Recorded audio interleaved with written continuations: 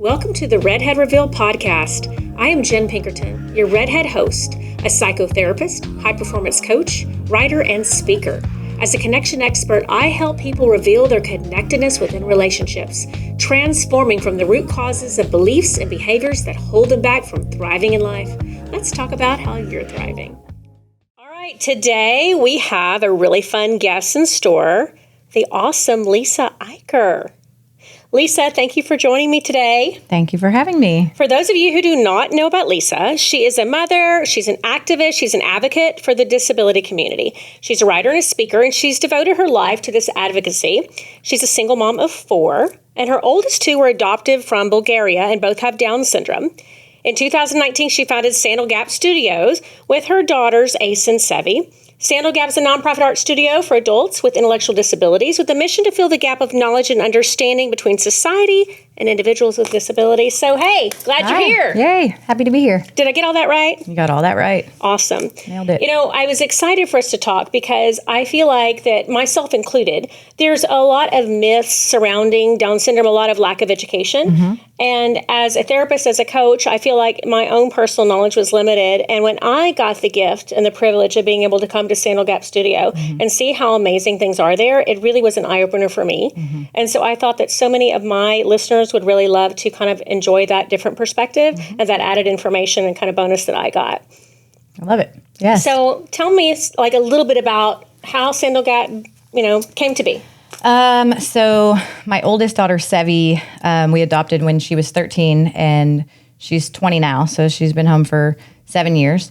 And she had a really, really hard time transitioning into our family. She, had really no language and, communication was super, super hard. Plus she had spent 13 years in institutions. So it was like being in a family was just super foreign to her. She started a couple years after she was home, she started drawing, and I started paying more attention to what she was doing and that she was drawing like these super intricate pictures. And I thought, okay, maybe art is her outlet. So she started painting, and it kind of, she was incredible. She knew exactly what she was doing. She was using all sorts of different tools, and people fell in love with her art and her story. And she became she's pretty famous now, pretty well known. She's got collectors all over the world. So Sandal Gap started because of Sevi and my daughter Ace, who wanted to have a place where people like her siblings could come and just be themselves and be loved for who they are. I love that comment about be themselves, because that is truly what I felt like was embraced there. Mm-hmm. The amount of love, the amount of this magical feeling of everybody doing everything they want to do, everybody's creating, everybody's sharing. It's kind of amazing. I must say that not a lot leaves me at pause to kind of be surprised, but it really did do that to me. And I imagine that's something that other people mirror that same feeling when they come to Sandal Gap. Mm-hmm. Yeah, everybody that walks into Sandal Gap, whether they've had relationships with people with disabilities or not, leave like in awe of what's happening there and just like the magic of it all. It's hard to explain in words, and then once you experience it, you're like, oh, I get it. Like this is what it's all about. It's they're the most loving, accepting group of humans. Everybody's so supportive of each other. It's just like I have the greatest job in the world for sure. That's amazing.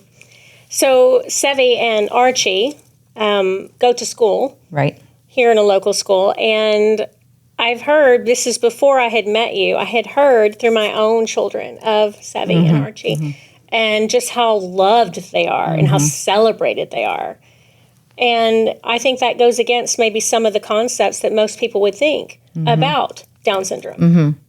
Yeah. I mean, we've come a long way in the kind of world of inclusion, and my kids, thank God, are much more included in the day-to-day school activities, and they're around the typical kids, and so they know them. There was a time where it was even more segregated than it is today. We're still not where we need to be, but we're getting there. But yeah, everybody knows them. Everybody loves them. Everybody knows that Sevi sometimes just lays on the ground in the middle of the hallway, and they know that that's just, you got to just give her a minute, and everybody just kind of just accepts them for exactly who they are and loves them. I love that. So these myths that I kind of mentioned, I'm going to throw a few out there that I feel like I've heard, which is basically an inability maybe to connect with people. Mm-hmm. I personally have witnessed the complete antithesis of that. Yeah. What are your thoughts on that? Yeah, that is wild. That is the absolute opposite of everything about them. In fact, just today, I had a super, super hard morning, and my mom was covering for me at the studio, and by the time I got there, I was visibly upset, and they know, like, they're so intuitive. They know exactly like how I'm feeling all the day. Even if I'm not visibly upset, they know. They'll come up and ask me like, "Are you okay?" And I'm like, "Actually, I'm, having a hard day." And they, like, in fact, Sevi was with me at the studio today, and she snapped a photo of them, like literally all my artists around me, hugging me and just holding me. They don't even know what was going on or why I was having a hard day, but they just like want to make sure I know that they love me. And yeah, the connection is like beyond anything. My connection to them is beyond any connection I've ever had. And I wonder if a lot of that also originates from fear and lack of understanding of how to act or what to say or what to do. And I think that's some of that is a normal human response, but one that I really wish would change. Yeah. I think that kind of at Sandal Gap, like, our biggest thing is for people not to be afraid to come to us, to come to my kids or our artists, and just approach them. Some people are just afraid to even like be near them because they don't know how to act or how to be. And it's pretty simple, just say hello, ask them what their name is. It's pretty basic, but people, and I'm not so naive to think that like these people are wrong or being cruel or something. I understand that different can be scary, but that's kind of why we, go out into the world and try to make these connections so that the people aren't, scared, and they're not afraid to, build these relationships. And on that note, tell us about the Close the Gap structure that you have at Sandal Gap, and how that works in conjunction with the other schools. Sure. So Close the Gap is a program that I kind of had dreamed about for years. I've had this on my mind for as long as I can remember. Essentially, it's a program where we go into third grade classrooms in schools, and during their art time, our artists spend time with a small group of kids. So like the kids are broken up into small groups, and an artist is paired with each group. They do a small little art project together.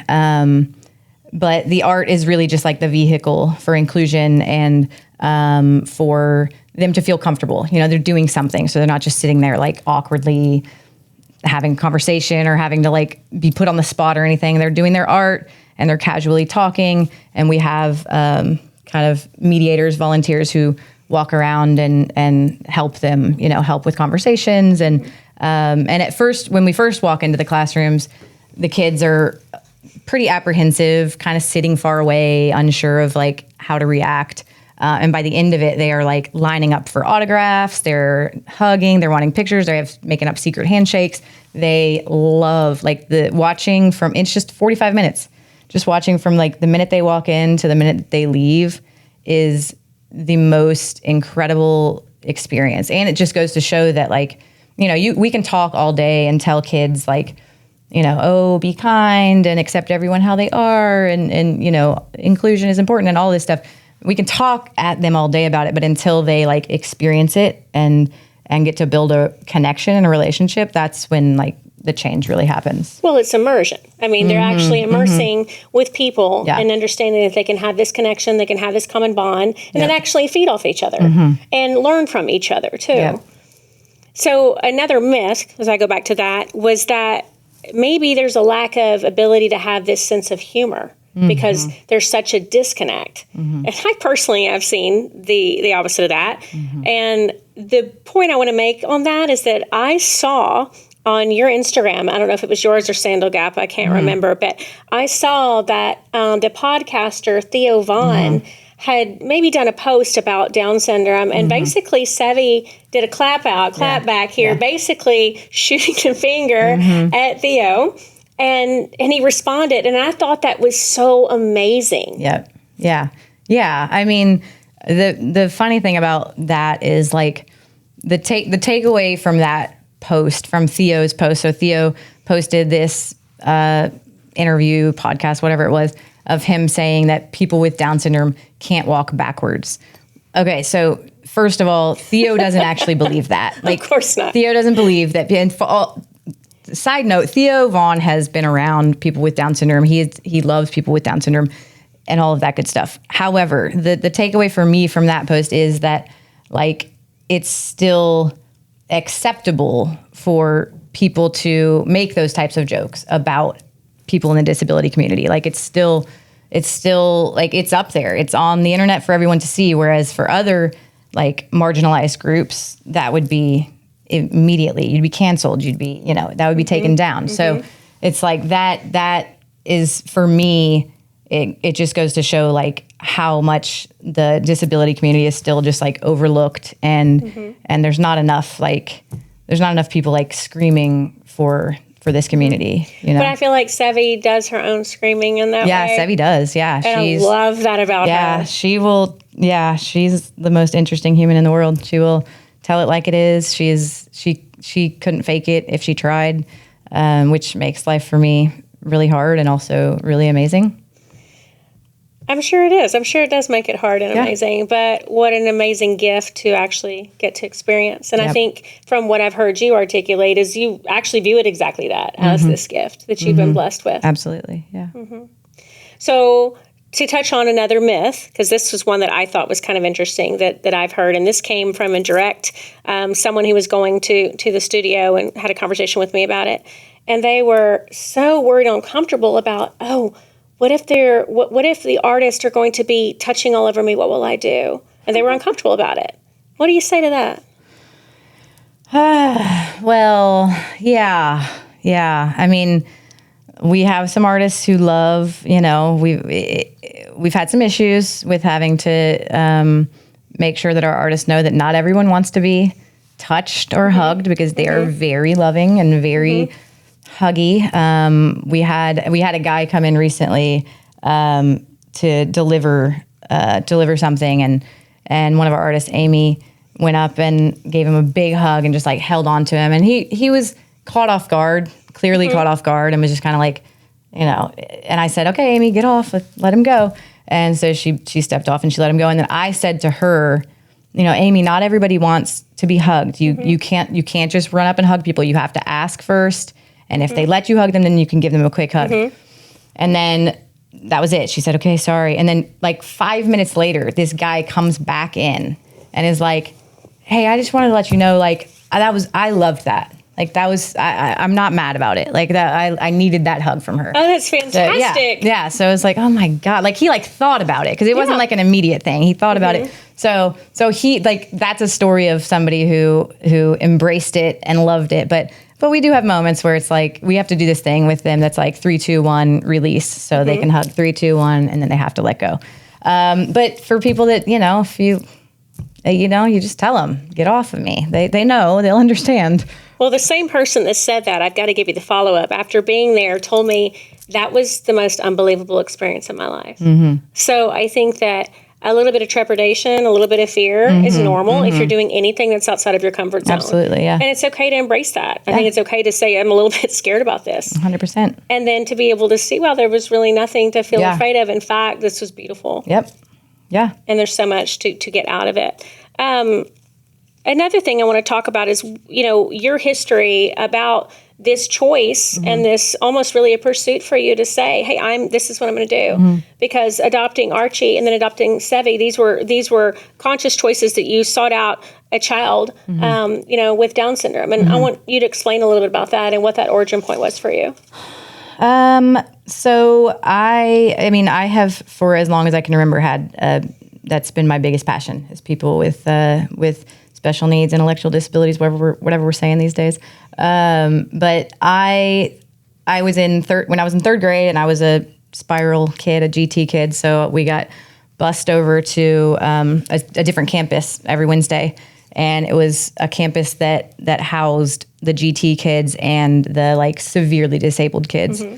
And one day, one of the teachers asked if any of us spiral kids wanted to like spend lunch and spend some time with the life skills kids. And I just immediately raised my hand. And that same day, that was the first time I like walked into that room and was like, and it's the craziest thing. And I can like still remember it so well.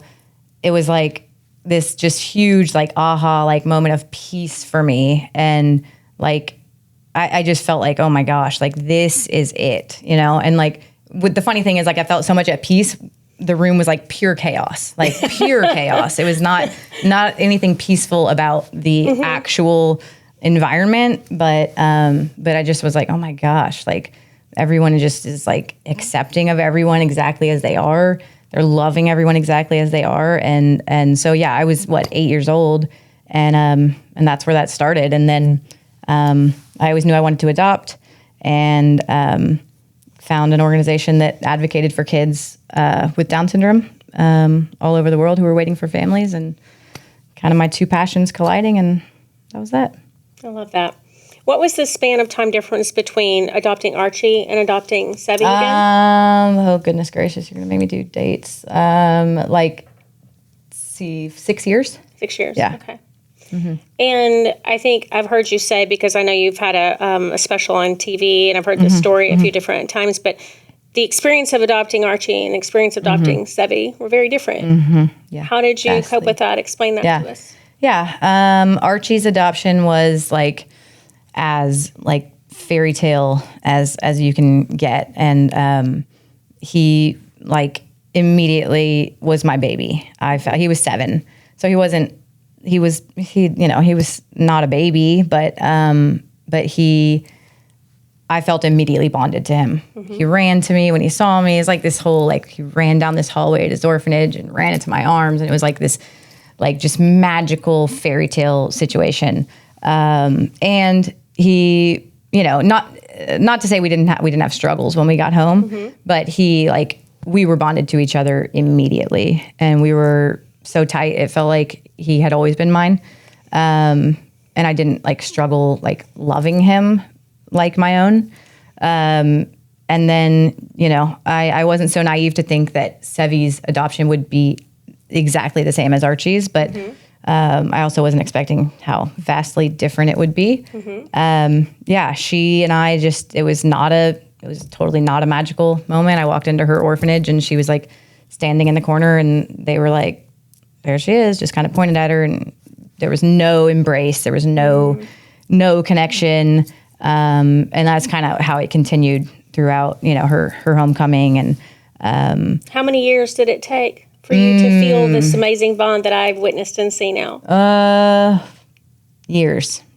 I would say I've really tried not. It felt really shameful for me to admit that, like, I didn't love her in the way that a mom should love their child. I mean, I really didn't feel love for her at all for a long time. She was very, very tough, and I was resentful. She was making my life super, super hard. And then, honestly, after she started her art, and we kind of connected in this different way, because I would do my writing at night at my kitchen table, and she would sit down with me and draw. And that's when kind of like, that was like our special time. And that's when we started bonding. Yeah. And so, but yeah, that was a couple years. And even then, I mean, it still took a long time. It was, several years before I like truly felt like I loved her like my child without having to like work at it. And it's just so amazing to hear that, because what I've seen and what I know people that know you have seen, the amount of love that flows so freely between you is really kind of unbelievable. Yeah. Yeah. We have I'm still like, I will tell my other kids every day, like, I can't believe how much she loves me. Like I am her everything now. Like, and our bond is insane. Like she's my little shadow, and I feel so lucky that out of all the people in the world, that I get to be her mom. So such a great thing to say. Such a great thing to hear. The cohesion between the 4 siblings too is so amazing with me. I've seen Radko and how he interacts with everybody, and Ace, and you just have this beautiful family. Thank you. Yes. Yeah. Their sibling relationships are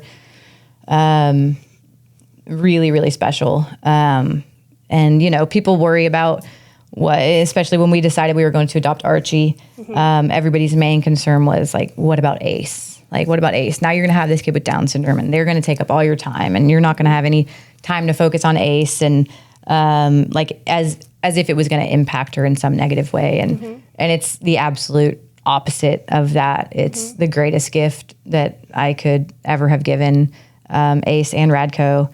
Radko and Sevi are best friends.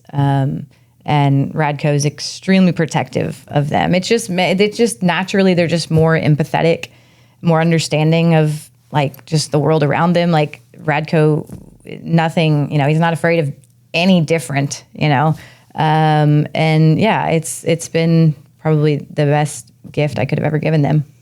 And I think the word natural is a great way to describe that too, because it does seem so natural. Yeah. Watching that. And, that's a testament to you and the environment that you've created in your family unit too. What do you think that you might have learned, I guess, from parenting a child with Down syndrome? A lot. Patience, first and foremost. Yeah. I mean, it's insane, the amount of patience I have to have. Especially with Sevi. I took Radko and Sevi to the mall yesterday, and it's hard to take her out in public. And Radko had wanted to have some alone time with me, and then last minute she was wanting to come, and he said, yeah, she can come too. And then we got there, and within the first 5 minutes, she was sitting on the ground, and we were in a standoff. She wouldn't move because she wanted something. She wanted to go to the Apple store and get a phone, which was not an option. And she would not get up off the floor. We were literally, it was about 30 minutes of Radko and I just waiting her out. And there's nothing else you can do. You just have to wait and let her, come to it at her own time. But that is our life. Everywhere we go, we have to know that like, there's no timeline. Like we have to be so patient, and not just me, but my other kids too, Ace and Radko, like their patience is crazy. Now we lose it sometimes, but I think y'all are all human last time. Yeah, more so them than me. The kids do start to get frustrated, but yeah, I mean also beyond that, just like I think more than anything, Sevi has taught me like just how to like feel comfortable being myself and being free and being who I am unapologetically, because she's the most like free and unique, and she doesn't care what anybody's thinking. She just does what she wants, and yeah, she has taught me, like she's made me stronger. She's made me bolder and more confident. So yeah, I've learned a lot from parenting them. Okay, so Lisa, I know that you are really, I guess if I'm going to word this correctly, kind of a national spokesperson on Down syndrome. And I know you speak at a lot of events, and you really provide a lot of education. Tell me more about some of that. Yeah, I mean, I started kind of speaking on a smaller scale years ago. And I think that so much of my world is Down syndrome. I mean, it's really my whole life. I go to work, I spend my whole day with the artists, and then I go back to my kids. So I feel like I have, I think I have a unique perspective on it. Aside from, I do both parenting and I employ people with disabilities. So I think I have a unique take on it all, and I get to work with adults with Down syndrome all day long. So yeah, I enjoy speaking and kind of giving my perspective on all of that. I have had, some cool opportunities lately to speak at some kind of bigger events, and yeah, I enjoy it. That's great. the Gap, Close the Gap and Sandal Gap, this whole concept that you have, what if people want to come volunteer? How do they do that? Yeah, just probably easiest is either finding us on Instagram and just shooting us a DM or going to our website. We're always looking for volunteers. We can use all the hands that we can get. And how else can people support Sandal Gap? I mean, the obvious one is financially. It costs a lot of money to run Sandal Gap. And, we've got a really awesome studio. I worked for the first several years. I pretty much ran it by myself with the help of like my mom and my best friend. And but nobody was being paid, but we were working full time. And eventually I had to make the decision to kind of, were we just kind of staying where we were, or did we want to kind of take this to the next level? And if we wanted to take it to the next level, I needed to hire some employees and kind of start bringing in more money. So we did that. And, it's hard. Fundraising is hard. So I think a lot of people also see us as like just this, cute little art studio who employs these artists with disabilities, but we're doing so much more than that outside of the studio. And right. What was the thing I just saw? This whole thing with the art car in Houston and Porsche. Explain all that. Yeah. We got to Porsche North Houston loaned us a brand new Porsche Taycan to create this beautiful car to put in the Houston Art Car Parade. And it's fine. I saw it. It was amazing. It's insane. Yeah. The art. It's all inspired by the artists. Myself and a bunch of friends and volunteers kind of pulled it together. But it's really, I wanted to make like a major statement with it and take advantage of all the people that were going to see it. So we made it very like the hood says, "Stop overlooking the disability community," and there's some photos of our artists on the side of it. So. And then we had the actual parade last weekend, and it was insane. People were going crazy over the car. Everybody loved it. As we were going through the parade, we saw several times, someone with Down syndrome in the crowd watching, and they were hooting and hollering, and we were waving at them. And so it was just a cool, so fun. Yeah, it was a very cool way for us to kind of spread the word, and not just about Sandal Gap, but just in general. About our community. So yeah, it was awesome. That's really fun. You have so much going on. You're a speaker, you're a writer. You've got this show you've done in the past. There's a new thing right now on YouTube with Archie and his friends. Yep. And then here's Sevi with, I think the last time I checked or heard this stat maybe was what? She has like 18,000 people in line to buy a piece. Am I right on that? Yes. Yeah. Somewhere over that at this point. But yeah, she has, I think we're at like, the people on her wait list that I just now reached out to a few weeks ago. And it was kind of like their turn. I'm trying to move my way down the wait list, but it's like a 4 year wait right now to get a piece of her art. So yeah, it's in high demand, and everybody's really excited when they get that email. So it's fun. That's great. Yeah. I'm just so impressed with everything that you're doing, and I think that you make such a big difference in how much education that you provide and just the warmth. That's really the word that I think comes to mind, is this overall sense of warmth and openness. And I think it really does shift perspectives, and it changes how people think. It certainly changed how I think. And sitting from where I sit in a place of no judgment and inclusion and everything in what I do for a living, I completely admit that it was a little bit overwhelming for me when I walked in there. But it immediately, like that, I felt differently. And it changed for me. And I loved it, and I couldn't wait to go back. And I think that so many people would probably have that same feeling if they would do that. And so, I hope many people listening to this will want to support Sandal Gap in that way. And also if that's not their path, then their path would be one of at least a more open-mindedness and maybe use some of what we talked about in an education way. Because I think it's pretty cool. I think it's pretty damn cool. Yeah, it is. It is pretty damn cool. All right, so I do this thing, and I got to preface this. Every time I've done a podcast, I have a question that a prior guest has left for the future guest, and then you, as the guest today, would pose one to the next guest. But as luck would have it, the person before you had an app for sexual health and connection and relationships. So this is so off topic from where we're going to go, but I'm going to pitch it to you anyway because I just got a feeling you can handle it. Okay. Let's see. This last guest said, what tools have you incorporated into your relationships that help you build a stronger, intimate connection with your partner? And it's okay if you just want to say I can't, but I have to pitch it to you. God bless. No, I have been happily single for 4 years. So if we're going to go back to my previous relationship, what tools? A survival kit. I don't know. I don't. All right. What question do you want to leave for the future guest? Okay. Question for the next guest is, when was the last time you did something that was out of your comfort zone?